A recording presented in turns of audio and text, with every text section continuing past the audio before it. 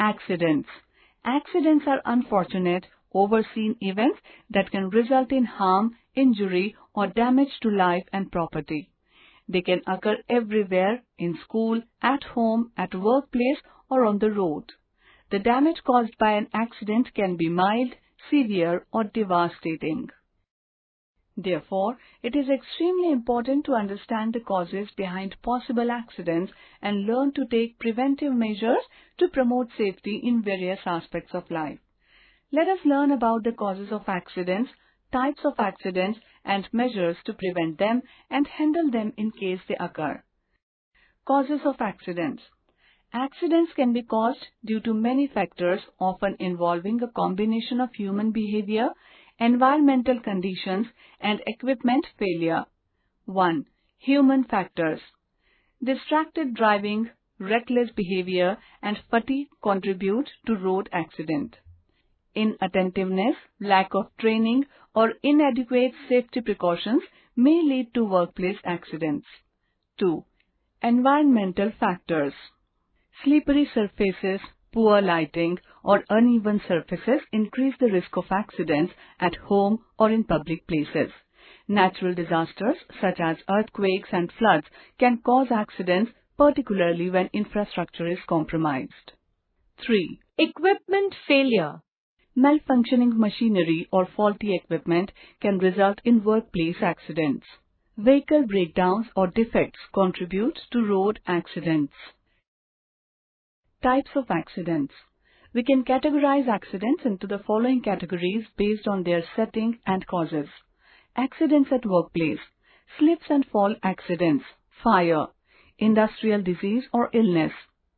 Road traffic accidents, clinical accidents, sports-related accidents. Let us learn more about accidents that may happen at workplaces and how they can be prevented or handled if they occur. Accidents at workplace. Slips and falls. Slips and falls are unpredictable events that can occur anywhere at any time, whether on the roadways, in your place of employment, or at home. The three most common types of workplace accidents are greasy, wet, and cluttered floor areas. Inadequate illumination, uneven surfaces, or unsuitable footwear can also cause them to happen. They frequently result in minor cuts, bruises, and abrasions, but occasionally they can inflict fatal internal injuries to any area of our body, as well as serious fractures. Slip and fall injuries are common, but also avoidable by being careful. Some safety measures to avoid slips and falls are as follows. Floors must be clean and dry. Oil spills and dust must be immediately cleaned up. A caution board should be displayed. Anti-skid tiles should be used. Hanging support must be attached while working at heights.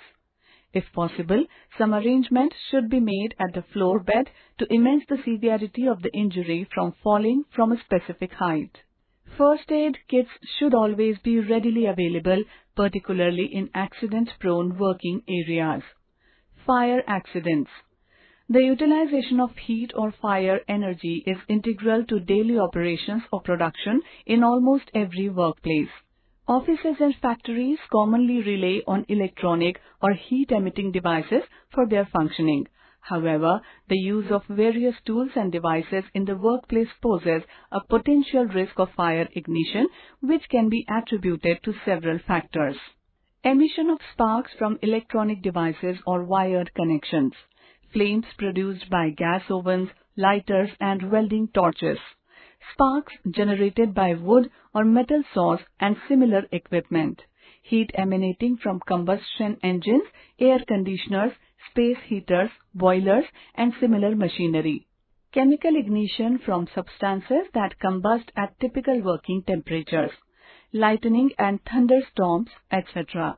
It is extremely important for workplaces to be aware of these potential sources of fire ignition and implement preventive measures to ensure a safe working environment. Fire safety measures. Fire safety is of utmost importance as the repercussions of incidents involving fire are often unbearable and irreversible. These occurrences can profoundly impact individuals both physically and mentally, causing significant harm to the infrastructure and resulting in substantial financial losses.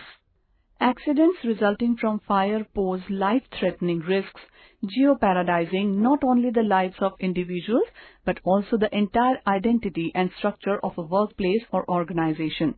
To mitigate these risks, organizations must adopt fundamental fire safety measures. Awareness and training. All organization members should receive training on basic fire safety measures, particularly in critical workplaces like power plants and mines. Fire drills. Regular mock drills should be conducted to ensure that workers are well versed in responding appropriately to a fire emergency. Fire safety equipment. Organizations should install, maintain, and make accessible various fire safety equipment, including suppression systems, smoke alarms, and fire extinguishers. All stakeholders should be familiar with their usage. Fire escape plans. Clearly displayed demonstration or signboards showcasing emergency exits and directions should be visible at all levels within the organization. Restricted smoking. Smoking should be strictly prohibited within the organization's building and campus. Designated smoking areas should be clearly marked and adhered to. Industrial disease or illness. Occupational diseases. Long-term health issues caused by exposure to hazardous substances in the workplace such as asbestos-related diseases, exposure to harmful gases, smoke or chemicals for a prolonged period, etc. Preventive measures and personal protective equipment, PPE like gloves, hard hats, protective masks, eye protection goggles, etc. should be provided to employees to avoid such diseases. Exposure to hazardous substances should be monitored and controlled. Their shifts should be regulated and they must be provided a regular health checkup and medical insurance facilities. Workplace should be properly sanitized and cleaned regularly. Road traffic accidents. Vehicle collisions involving cars, motorcycles, bicycles, or pedestrians. Often caused by speeding, reckless driving, or impaired driving. Roadways hazards. Accidents resulting from poor road conditions, inadequate signage, or faulty traffic signals. We can prevent such accidents by following traffic rules and regulations, avoiding distracted driving, promoting responsible alcohol consumption, investing in road infrastructure and safety measures. Clinical accidents. Medical errors made in healthcare settings such as incorrect diagnosis, surgical errors, or medication-related errors. These can be prevented through enhanced communication among healthcare professionals, implementation of thorough verification processes, encouragement of reporting and learning from mistakes. Sports-related accidents. Injuries during the game. Common in sports activities and can include fractures, sprain, or concussions. Overuse injuries. Resulting from repetitive motions or excessive strain on certain body parts during sports. These can be avoided by following adequate warm-up and cool-down routines, ensuring proper coaching and supervision, providing and ensuring the use of appropriate safety gear. Understanding the types of accidents and implementing preventive measures is essential for creating safer environments. Education, awareness, and a commitment to safety contribute to minimizing the occurrence and severity of accidents across various settings. Handling accidents. Accidents must be handled with a compassionate and careful approach, avoiding the casting of blame on others. Immediate first aid should be administered in the event of an accident, and a medical team must be summoned immediately to address injuries. The following measures should be adopted in case of an accident. Every organization must follow SOP for accident handling. Ensure the provision of first aid and call for emergency services if necessary. Take steps to control potential secondary accidents. For instance, in the case of a spill, prevent further accidents by restricting access. Safeguard physical evidence by securing the scene to prevent alteration or removal. Notify owners and supper management promptly. Initiate contact with families, relevant regulatory agencies, and the insurance company. Complete an initial report within 24 hours of the accident and send it to all supervisors. Conduct a follow-up report, including recommended actions, within 48 hours and complete it within 30 days. Emergency. An emergency is an unanticipated situation demanding immediate attention and taking precedence over everything else. It can pose risks to life, peace, property and health, requiring organized intervention to prevent hazards and mitigate severe consequences. While accidents are instantaneous, emergencies may unfold gradually. An emergency at the workplace threatens or poses danger to the safety of employees, customers, or the public, disrupts or halts operations at the workplace, causes physical or environmental damage. In order to minimize the loss and stop more losses, an emergency has to be handled right away. We need to be vigilant to recognize any type of emergency. It can take many different forms and happen at home, work, or school. Thus, having an emergency plan becomes essential for minimizing damage and recovering from crisis. Types of emergencies. Emergencies can be broadly classified into 1. Natural emergencies. Calamities resulting from floods, hurricanes, tornadoes, forest fires, etc. These occur suddenly and impact not only the immediate workplace but also larger areas or even entire nations. 2. Work-related emergencies. Arise from work-related operations such as chemical spills, poisonous gas emissions, explosions, machinery malfunctions, and electrical failures. They lead to the shutdown of workplace operations. 3. External emergencies. Stem from civil issues like protests, strikes, workplace violence, or harassment.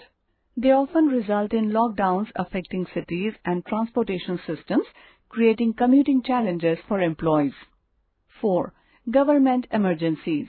Declared by the government due to political instability, security concerns, or unrest in critical locations.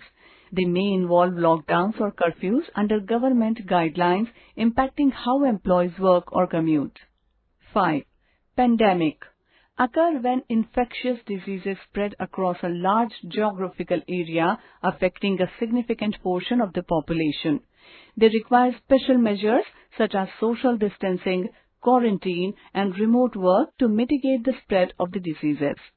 Such emergencies impact not only individual workplaces but entire industries and global economics and demand coordinated responses from governments, organizations, and individuals to safeguard public health and well-being. A recent example is COVID-19. In immediate emergency situations, steps must be taken care to ensure the safety of everyone at the workplace and rescue them from the adverse conditions. First aid. First aid is the care or assistance provided to someone who has been hurt or becomes unexpectedly ill prior to the arrival of trained medical personnel. It entails a series of quick, easy steps that spectators or non-medical professionals can do to save lives, stop the illness from getting worse, and encourage healing. First aid helps keep the victim alive, prevent the victim's condition from worsening, keep the victim awake until help arrives. The training of a first aid program includes the initial few minutes after an emergency or accident are crucial. The first aid given at the accident place often determines the patient's recovery and life. A person with first aid training can potentially save a life in such a situation by preventing the affected individual's condition from getting worse. Timely and appropriately delivered first aid care can be the difference between the survival and demise, short-term and long-term impairment, and speedy versus drawn-out recovery. It is important that having trained first aiders on staff is crucial. To enable individuals to become certified first aiders, there are trainer programs that are nationally approved in addition to some other comparable programs. Only workers with first aid training ought to help a victim. Employees should have received emergency training on how to handle situations involving illnesses or injuries without endangering others. First aid kit. First aid kits can be of any size, shape, or type according to the employee's strength and category of workplace. A first aid kit may include the following items: adhesive bandages, various sizes, sterile gauze pads and adhesive tape, sterile dressings and bandages, antiseptic wipes or solution, tweezers and scissors, disposable gloves, cotton swabs.